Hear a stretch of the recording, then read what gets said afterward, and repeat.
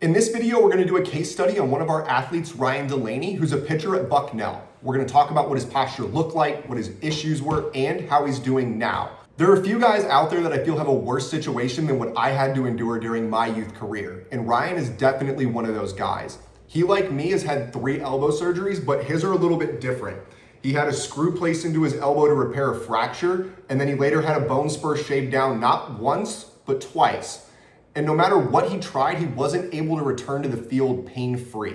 When we first looked at his photos, there's a very obvious issue for why his elbow is in pain, but there's other factors to this equation that also need to be addressed. But when you look at his pictures, your eyes will immediately go to his left elbow and the angle that it's carrying at.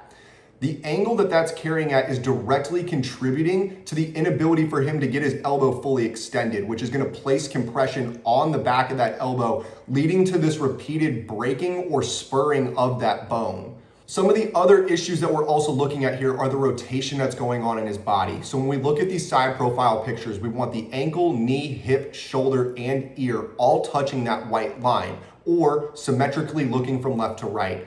But when we look at his side profile pictures, they aren't symmetrical. On that right side picture, you see a lot of activation or activity around his rib cage in the way that it's holding him. You also notice that his right elbow is forward of his right shoulder, while his left elbow is behind the left shoulder, so his shoulders can't work symmetrically. In his lower body, he's also dealing with some valgus knee stress, essentially where we go hip, knee inside the hip, and then ankle outside of the knee, like that of a kickstand of a bike. That position happens because of instability at the hip. When we look at Ryan's photos today, you can see that he's in a very different position, particularly on that right side ribcage activity. So because his pelvis is in a more neutral position, it allows his lower back to not have to overextend as much. And that overextension is what was leading to the low back pain that he was experiencing. You can also see in the back view that his shoulders are more level all the way across, and there's a better position or carry angle out of that left elbow.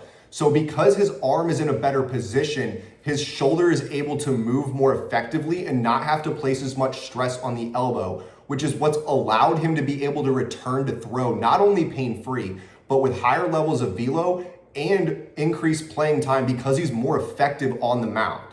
The other really important change for Ryan here is if you look at the left side picture, look at his stomach, and you can see it hollowing out in the old picture. So what's happening there is his rib cage is lifting up, which compromises the amount of core stability that he has as he's trying to rotate. So that led to his front side having to rip open too soon, his arm dragging behind him, which only puts more stress into the elbow.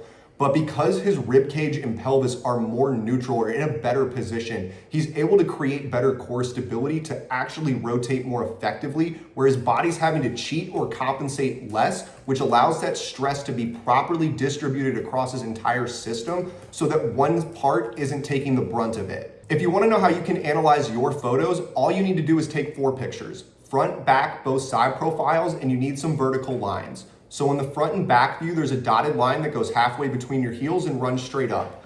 In a perfect world, that should run through your belly button, your sternum, and your nose. So it's going to show you what's different left to right, as well as any elevations or depressions within your body.